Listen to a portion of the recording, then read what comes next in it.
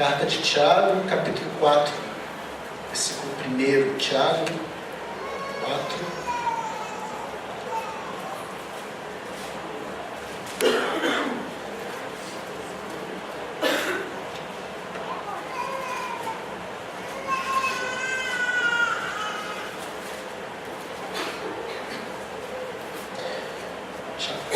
Versículo 1, que diz assim a palavra do Senhor: de onde procedem guerras e contendas que há entre vós? De onde senão dos prazeres que militam na vossa carne? Cobiçais e nada tendes, matais e invejais e nada podeis obter, viveis a lutar e a fazer guerras, nada tendes porque não pedis. Pedis e não recebeis, porque pedis mal, para esbanjardes em vossos prazeres. Vamos orar? Pai querido, nós estamos nesta noite com a tua igreja reunida aqui nesse local, Deus amado, e diante da tua palavra, que é a autoridade sobre as nossas vidas. Pedimos agora, Deus amado, que o Senhor nos ilumine, para que possamos entender o que o Senhor tem nos dizer e para que possamos viver, Deus amado, o que for pregado nesta noite. Que a tua graça capacitadora seja derramada sobre todos nós, nos ajudando a viver para a sua glória e nos ajudando a lutar contra aquilo que esse texto fala, que é a ira pecaminosa em nossos corações. Em nome do teu Filho Jesus Cristo que eu peço. Amém, Senhor Deus. Meus irmãos, a ira é um problema universal. É um problema dominante em todas as culturas e é um problema experimentado por várias e várias gerações. Nenhum de nós, ninguém está imune ao veneno da ira. Seja a nossa própria ira, seja a ira dos outros contra nós. Ira arruina relacionamentos, ira destrói as relações mais íntimas, ira promove guerras, promove contendas, e ela geralmente é uma atitude presente na humanidade caída. Infelizmente, a ira também está presente em vários lares cristãos e nas igrejas cristãs. E as palavras e gestos das pessoas revelam a ira em seus corações. Às vezes uma cara fechada, às vezes um isolamento, às vezes punhos cerrados, às vezes uma expressão facial, revela a ira no coração de uma pessoa. E um dos motivos que eu acho que nós temos tanta ira, aliás, um dos motivos motivadores de tanta ira é a cultura em que nós vivemos. Nós vivemos uma cultura em que todos têm direitos. Temos tantos estatutos que na verdade não consigo lembrar de todos. Temos tantos direitos, tantas vantagens legalmente permitidas, que as pessoas acham-se cada vez mais e mais o direito de cobrar algo. E quando o direito delas não é atendido, elas se iram, elas ficam raivosas, elas ficam chateadas, porque o seu direito não foi atendido. As escrituras vão falar muito sobre ira. Na verdade, de Gênesis, Apocalipse, nós vamos ver Deus falando sobre ira. Nós olhamos para Gênesis, por exemplo, e vemos os patriarcas e ira entre eles. Nós vemos a peregrinação do povo na saída do Egito até a Terra Prometida e vemos manifestações de ira.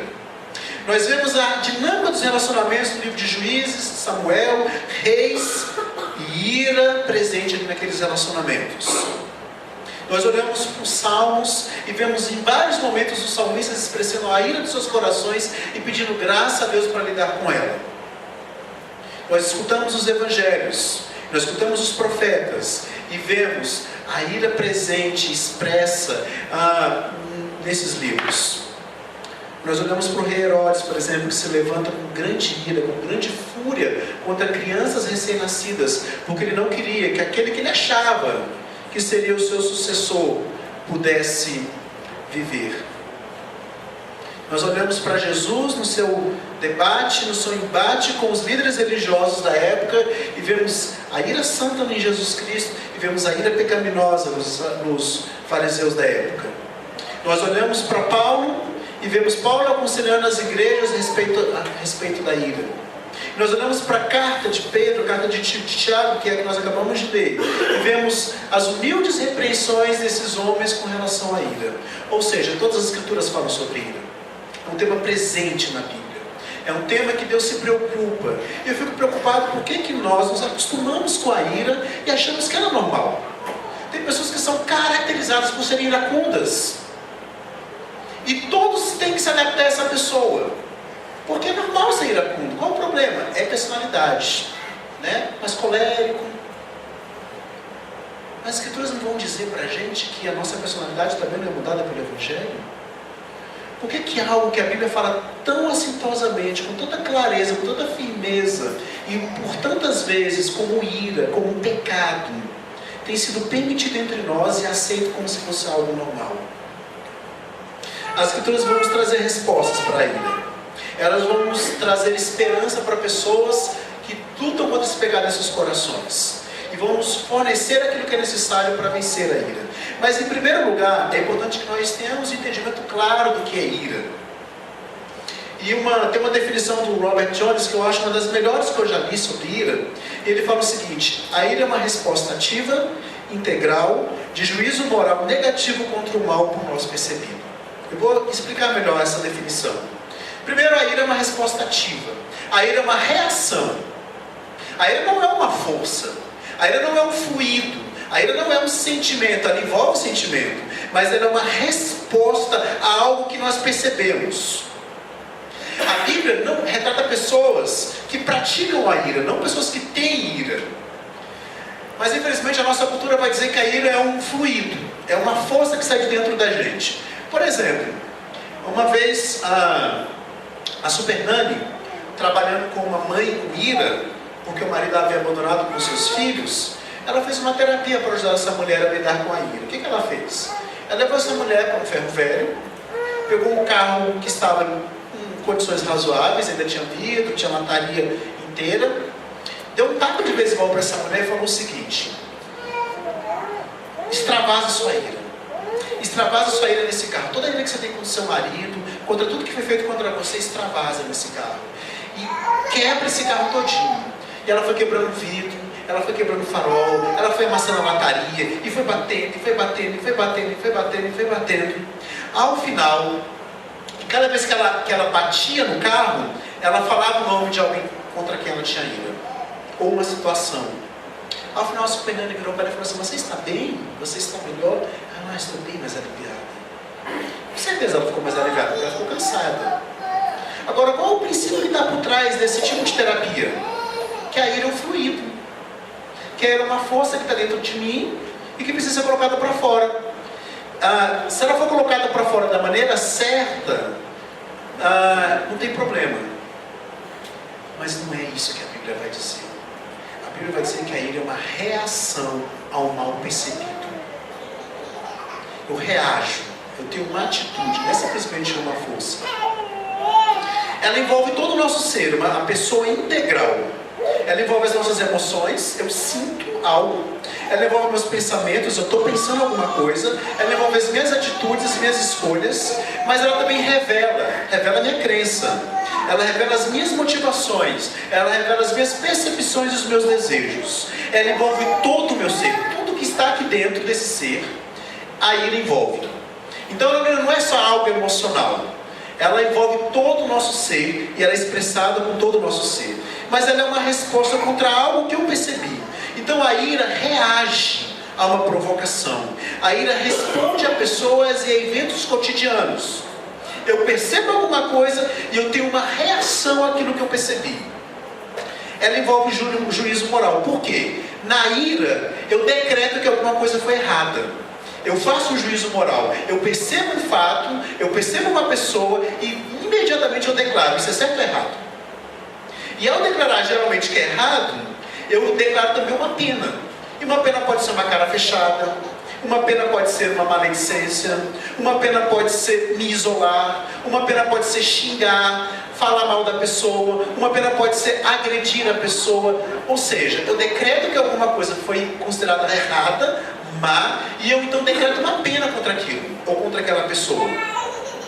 Ela se opõe ao mal percebido, aquilo que pelo menos nós determinamos que é mal.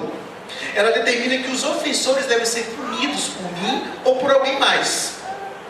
Mas nunca podemos esquecer que a ira também é algo praticado diante de Deus, que vai julgar a nossa ira contra o mal percebido. Então, se ela envolve um juízo moral, há algo que eu percebo que foi considerado errado. Uma situação, uma pessoa ou um objeto, alguma coisa que eu considero errado. Então, o primeiro princípio que nós temos que entender é que a ira é uma reação ao mal por nós percebido. Agora, o que Tiago vai nos dizer com relação a isso? A primeira coisa que Tiago vai nos dizer é como são as pessoas iradas. Ele fala no versículo 1 do capítulo 4. De onde procedem as guerras e contendas que há entre vós? De onde, senão, dos prazeres que militam na vossa carne? Depois ele fala no versículo 2: matais, invejais, viveis a lutar e a fazer guerras. Bom, aparentemente, Tiago aqui está seguindo o raciocínio do capítulo anterior, que ele está falando dos falsos mestres. Está falando de como esses mestres são e de como é a sabedoria deles e como deve ser a verdadeira sabedoria. Então, a princípio, o que se entende do vós, que Tiago está dizendo aqui, é vós, os falsos mestres, aos quais ele se refere no capítulo 3. Mas é claro que ao falar para os falsos mestres, ele também está falando para todos nós. Ele está descrevendo não só os falsos mestres que tinham conflitos naquela época, naquele momento, mas também dos conflitos que há entre nós. Então, ele fala desses conflitos, né? Mas se no primeiro momento o vós ou as pessoas a quem Tiago se dirige devem ser entendidas como os falsos mestres, nós também devemos entender que, apesar dessa ser a audiência primária de Tiago, nós também somos a sua audiência secundária. Porque o que Tiago diz aqui vale para todas as pessoas que lutam contra a ira. E é um ponto de vista que vale para todos aqueles que têm em comum a natureza adâmica, que têm em comum esses desejos maus no coração. Mas Tiago vai nos dizer como é que são essas pessoas. Ele fala que são pessoas que fazem guerras, pessoas de contendas. A palavra guerra aqui, ela vai significar literalmente um conflito armado. A gente não acredita que estava já acontecendo esse tipo de conflito dentro da igreja. Nós não entendemos isso. Nós entendemos que a situação havia chegado a tal ponto entre os irmãos, entre os mestres, deles terem um conflito armado. Mas o termo, então, ele quer demonstrar uma hostilidade grande, um antagonismo grande entre essas pessoas, que pode ser quase uma guerra. Então, pessoas dominadas pelo pecado da ira são pessoas que fazem guerras, são pessoas de contendas. E a palavra contenda aqui é uma luta corpo a corpo, peleja com armas, né? Pessoas que se opõem umas às outras, que lutam umas com as outras. Portanto, pessoas que lutam contra a ira, pessoas que têm ira em seus corações, elas exibem alguns frutos podres que podem ser percebidos por nós. Que frutos são esses? Desavenças, conflitos, contendas, discussões. E Tiago também vai nos falar, no versículo 11 e no versículo 12, de algo mais que essas pessoas fazem. Irmãos, não faleis mal uns dos outros. Aquele que fala mal do irmão ou julga seu irmão, fala mal da lei, julga a lei. Ora, se julga a lei, não és observador da lei, mas juiz. Um só legislador e juiz, aquele que pode salvar e fazer perecer. Tudo, porém, quem és que julgas o próximo? Tu, porém, quem és que julgas o próximo? Geralmente, pecados da língua caminham junto com o pecado da ira.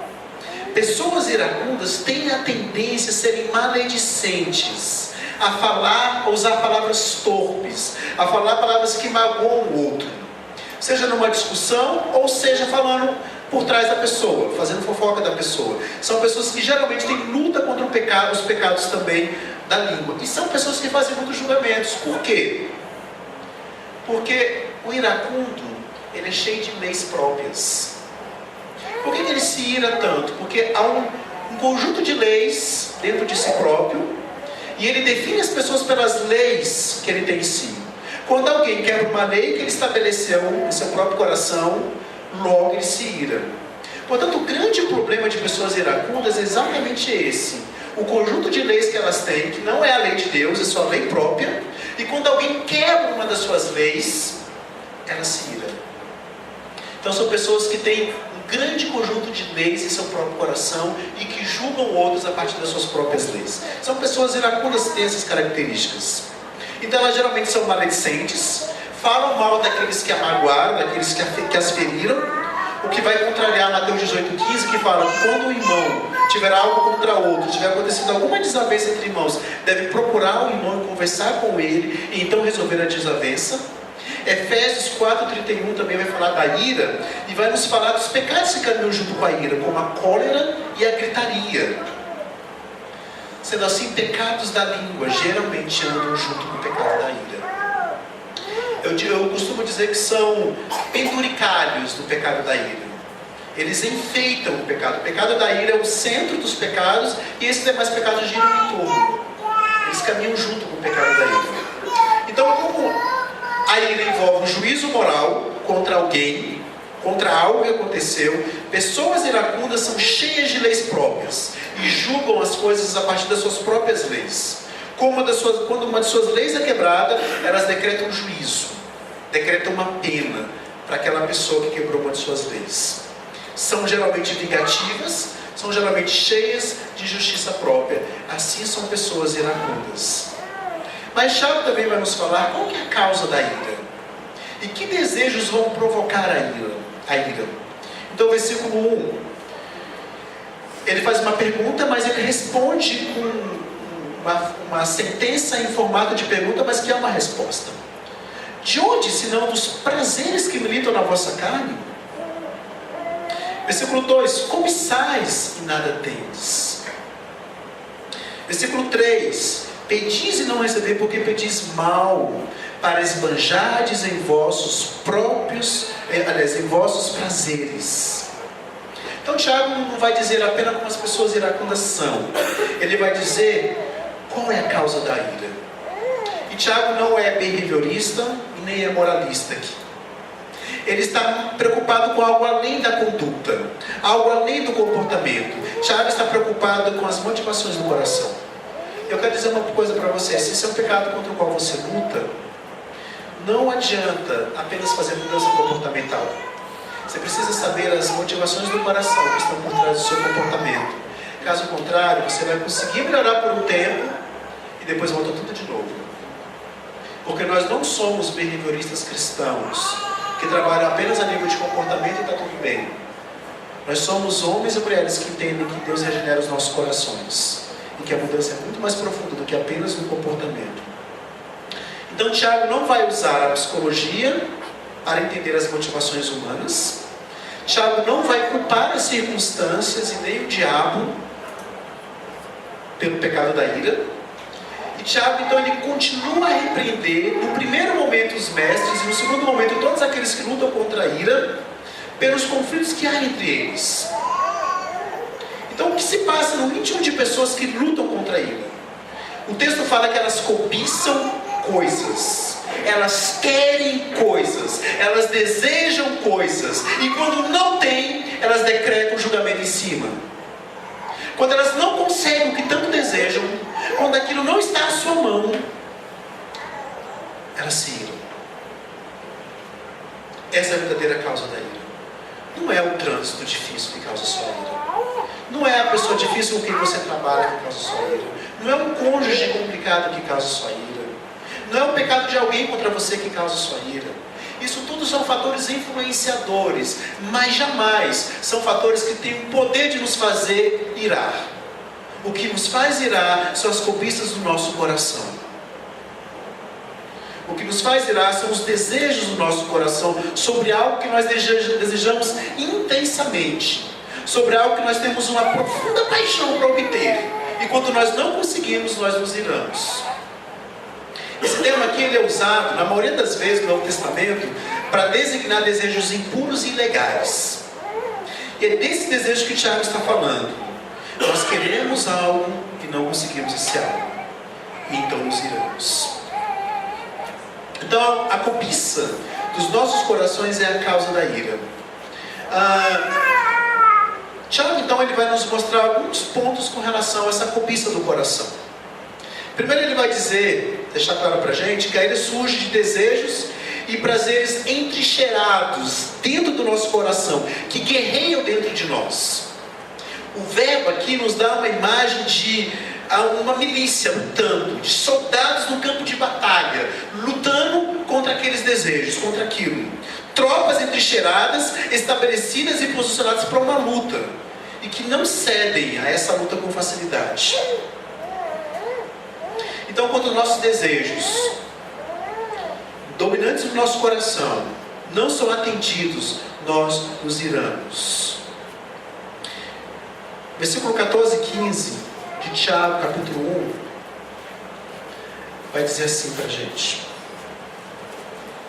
ao contrário, cada um é tentado pela sua própria cobiça, quando esta o atrai e seduz. Então a cobiça, depois de haver concebido, dá luz ao pecado, e o pecado, uma vez consumado, gera a morte.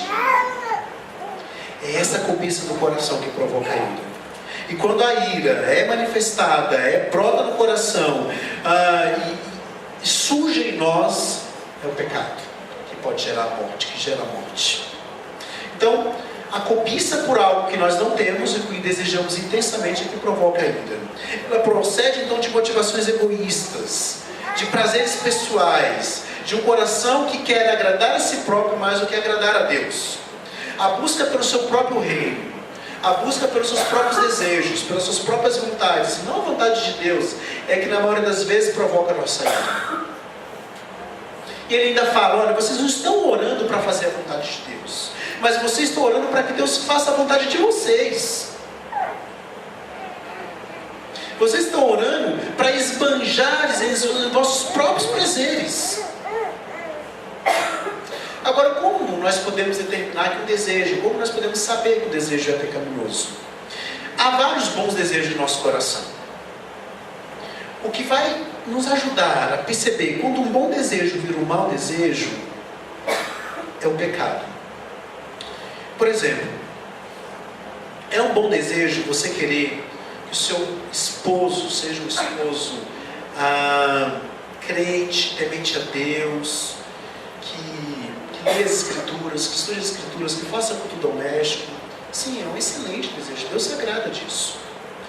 Mas suponhamos que isso não aconteça.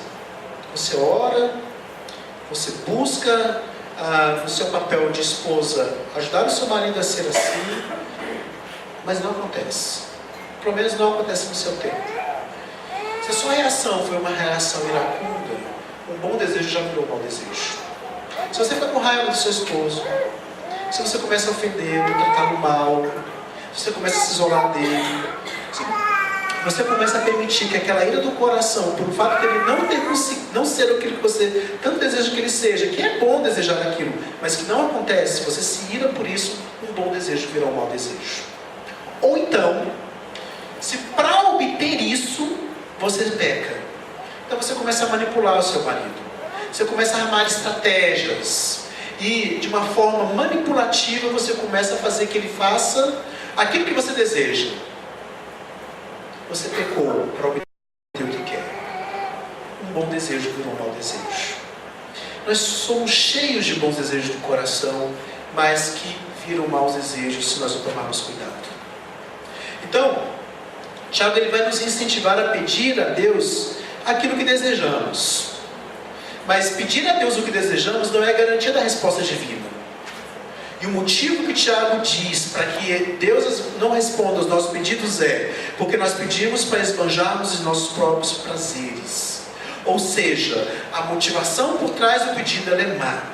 Esbanjar aqui significa gastar, estragar. Calvino, comentando esse texto, ele diz o seguinte: eles tinham seus pedidos negados porque achavam que Deus tinha de ministrar as suas paixões. Agora, que desejos estão controlando você? Como você pode saber disso? Quero te dar 3 orientações sobre isso. Um bom desejo se torna um mau desejo quando ele se torna um desejo desordenado no seu coração. Quando você vive pensando sobre aquilo, quando você vive remoendo sobre aquilo. E aí, para você perceber isso, eu quero que você se faça as seguintes perguntas. Para onde sua mente é levada quando ela está vagando livremente? Quando está naquele momento em que você está viajando e sonhando acordado. No que você pensa tanto no seu tempo livre? Vamos ver uma situação hipotética. Imagine que você passou em uma sorveteria e você comprou o sorvete preferido da sua família. Quer dizer, você quer comprar o sorvete preferido da sua família. Você vai àquela sorveteria com aquele desejo, com aquele bom desejo no coração de comprar o sorvete preferido da sua família. Aí no caminho você já começa a sonhar sobre o sabor do sorvete, sobre como as pessoas vão se deliciar comendo aquele sorvete, sobre como você também vai se deliciar tomando aquele sorvete. Mas não só isso te agrada, mas também um olhar de apreciação das pessoas. Como elas vão ficar gratas por você ter levado o sorvete que todo mundo gostava para comer de sobremesa. Só que você chega na sorveteria e ela está fechada. Qual é a sua reação?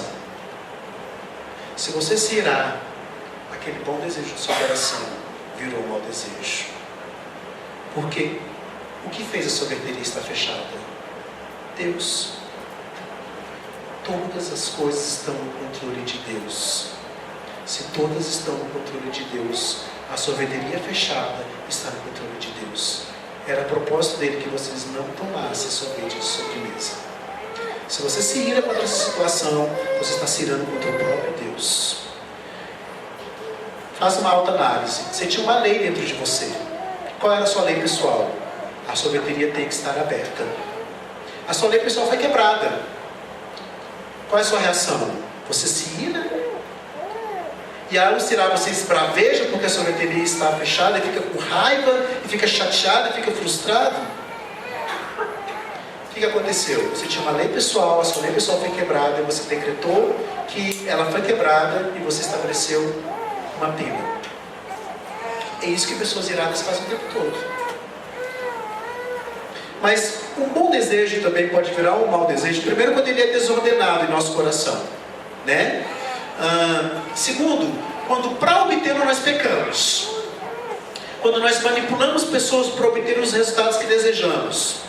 Quando nós choramos para provocar empatia nas pessoas. Ou quando nós explodimos para fazer as pessoas terem medo da gente e fazer o que a gente quer que elas façam. Temos alguns exemplos bíblicos, como o de Saul, por exemplo, que se inflamou contra Jonatas, seu filho, porque Jonatas foi mais dedicado a Davi do que a ele. Olha, Davi era o rei escolhido, né? Saul, então, ele queria eliminar qualquer tipo de admiração a Davi, mas não só a admiração a Davi, mas também o próprio Davi, indo contra uma ordem do próprio Deus. Saul amaldiçoa Jonatas, acusa Jonatas e atira uma lança contra Jonatas. Saul tinha uma lei. Qual é a lei? Eu sou o rei e Davi não pode estar no meu lugar. Seu filho Jonatas quebrou a lei dele. Davi é o rei e eu me dedico mais a Davi do que ao Senhor, porque me dedicando mais a Davi eu estou me dedicando mais a Deus. Qual foi o decreto de Saul? Você está amaldiçoado e eu vou lançar uma lança contra você para demonstrar a minha fúria, para te coagir. Muitos casais humilham o seu cônjuge porque querem fazê-lo mudar. Muitos casais explodem em ira porque querem fazer o seu cônjuge ser diferente. Estão pecando para obter o desejo do coração. É o que eu falei, o desejo pode ser mau, mas se você lança a mão do pecado para atingir aquele desejo, o desejo pode ser bom, mas se você lança a mão do pecado para atingir aquele desejo, ele se torna um mau desejo. Não confunda desejos com alvo. Desejos são coisas boas que nós queremos, que colocaremos debaixo da soberania de Deus para obtermos. Mas alvo é aquilo em torno do qual você gira. Se o seu desejo virou um alvo, o seu desejo já virou um ídolo no seu coração. Porque alvo é em torno daquilo que você gira. É a palavra de Deus que nós devemos girar apenas em torno de Cristo, de mais nada. Nós temos que ser a fonte da nossa vida, a razão da nossa alegria, a razão da nossa existência, a razão dos nossos projetos, a razão dos nossos sonhos, a razão de tudo que fazemos é Cristo. Se algum desejo tomou esse lugar, e porque esse desejo não foi atingido, eu me irei, ele virou um alvo e virou um ídolo no meu coração. Pense nas pessoas que querem passar em concurso público, e eu já conheci várias que fizeram isso, se afastam da igreja, deixam de guardar o dia do Senhor, se afastam da família para estudar para concurso. Excelente desejo de querer passar no concurso, mas a partir do momento que você pecou para atingir o que você quer, ele virou um péssimo desejo, um mau desejo, um pecado. Pense nas pessoas que estão prestes a perder o emprego e fazem qualquer coisa para segurar o seu emprego.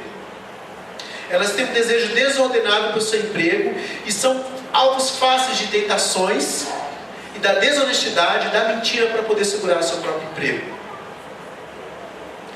Pessoas assim acham que o emprego que elas têm lhes dá identidade, ao invés de acharem que a identidade dada por Cristo deve ser expressada em seu emprego. Jamais devemos pecar para obter uma promoção. Jamais devemos pecar para segurar o emprego, porque aí um bom desejo virou um péssimo desejo, um mau desejo. Bom, então, um bom desejo, os desejos estão nos controlando quando eles tomam conta da nossa vida, eles tomam uma dimensão muito grande do nosso ser, quando eles se tornam desordenados e nós pecamos para obtê-lo, ou quando nós pecamos porque não o obtemos. Como você reage quando Deus soberanamente nega o desejo do seu coração? Por melhor que ele seja. Quando você reage quando as suas necessidades são satisfeitas? Como você reage quando aquilo que você tanto almejava não acontece? Será que você aprende o contentamento piedoso? Ou você demonstra ira pecaminosa, depressão e medo diante daquilo que você não conseguiu obter? Qual é a reação que sai do seu coração? Nós temos o exemplo bíblico de Balaão, que espancou, que amaldiçoou sua mula, porque essa estava impedindo de obter aquilo que ele tanto queria, que era ir até o rei Balaque, sem nenhuma contestação. Ele grita para ela: você me fez de tolo. Na sua ira egocêntrica, o falso profeta não se importava que Deus estava falando através da mula. Isso acontece muito em nossos casamentos, quando nós não conseguimos aquilo que desejamos do nosso cônjuge. Mas a culpa é do cônjuge? A culpa da ira é do cônjuge? Segundo Tiago, não. A culpa da ira é porque eu desejo algo no meu coração mais profundamente do que amar a Deus acima de todas as coisas. Eu desejo que o meu cônjuge seja alguém do jeito que eu gostaria que ele fosse, mais do que o bom Deus que me salva.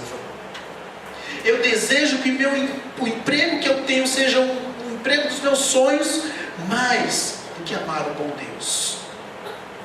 Eu desejo que os meus filhos sejam filhos obedientes, educados, mais do que a graça de Deus. Segundo Tiago, quando nós nos iramos por causa das circunstâncias em nossa volta. Nos iramos porque algum desejo do nosso coração não foi atendido como nós queríamos. Um desejo que seria legítimo de outra forma, ele se torna dominante. Ele vira uma exigência em nosso coração. E se ele não for dominado, ele vai provocar exatamente o que o Tiago diz que provoca: conflito, briga, morte e ira assassina. A ira ela reside na seguinte frase: eu quero alguma coisa. Tem um eu quero dominante, insatisfeito, cheio de exigências dentro de mim, que não é satisfeito, e então provoca a minha ira. Então, como são as pessoas iradas, de acordo com o Tiago? São pessoas descontentes, são pessoas ferozes, são pessoas que provocam contendas, são pessoas que murmuram, maledicentes, manipuladoras e legalistas. Qual é a causa da ira? Os desejos que militam no nosso coração. Quais desejos podem provocar a ira? Desejo por aceitação, desejo por amor, desejo por atenção, desejo por dinheiro, por trabalho, por sucesso e vários outros.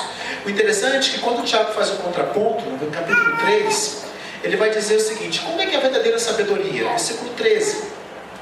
Quem entre vós é sábio e inteligente, mostre mansidão de sabedoria mediante condigno proceder às suas obras. Se pelo contrário tendes em vosso coração inveja amargurada, sentimento faccioso, nem vos glorieis disso, nem mintais contra a verdade. Esta não é a sabedoria que desce lá do alto, antes é terrena, animal e demoníaca.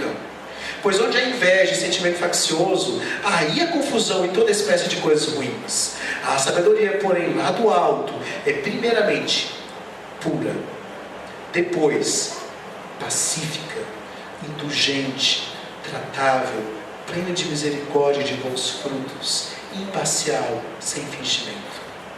Ora, em paz que se semeia o fruto da justiça para os que promovem a paz. Tiago está querendo dizer para os mestres que se consideravam sábios, olha gente, sabedoria não é ter todo o conhecimento do mundo, não é falar bem, não é ser intelectualmente bem desenvolvido. Sabedoria é usar o conhecimento que vocês têm com essas habilidades, com mansidão, com bom procedimento, de forma pura, pacífica, indulgente, tratável. Porque você pode ser a pessoa mais sábia do mundo. Você é mais sábia no conceito do mundo, né, de sabedoria. Você pode ser a pessoa mais intelectualizada. No entanto, se você for invejoso, amargurado, cheio de sentimento faccioso, aos olhos de Deus você não é sábio. Essa não é a sabedoria de Deus. Eu queria dar 2 dicas finais para as pessoas que lutam contra a ira, ou até mesmo para os momentos em que nós temos ira em nossas vidas. A primeira dica é: observe com que frequência você fala as seguintes sentenças: eu preciso, eu quero, eu tenho direito. Isso é constante na sua vida?